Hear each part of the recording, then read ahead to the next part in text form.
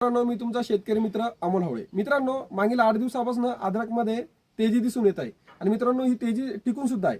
तर मित्रांनो, ही तेजी येण्याचे कारण काय माहिती आहे का? मित्रांनो, जो ओडिसाचा माल येत होता तर त्या मालाला उशीर झालेला आहे, म्हणजे तो माल लेट झालेला आहे. त्यामुळे आपल्या महाराष्ट्राच्या अद्रकीला मागणी वाढली आणि त्यामुळे तेजी दिसून येत आहे.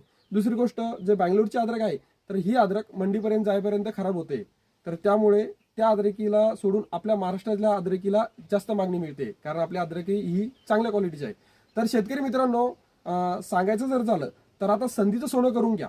ज्या शेतकऱ्यांकडे माल आहे त्यांनी योग्य वेळी निर्णय घेऊन आपली अद्रक हार्वेस्टिंग करून विकायची की नाही हा निर्णय तुम्ही स्वतः घ्यायचा आहे. कारण हा बाजारभाव आहे, हा वाढू सुद्धा शकतो आणि कमी सुद्धा होऊ शकतो. तर अशा परिस्थितीमध्ये तुम्ही स्वतः निर्णय घ्यायचा आहे की आपला जो अद्रक प्लॉट आहे हा द्यायचा का नाही. आणि मित्रांनो, भावाचं जर झालं तर प्रत्येक भागानुसार भाव हे 100-200 रुपयाने कमी जास्त असतात. तर आमच्याकडे काल जे सौदे झाले तर मी एका खात्रीशीर व्यापाऱ्याला बोललो, तर त्याने मला सांगितलं की मी 66 पर्यंत 6600 पर्यंत काल सौदे केले सुपर क्वालिटीचे.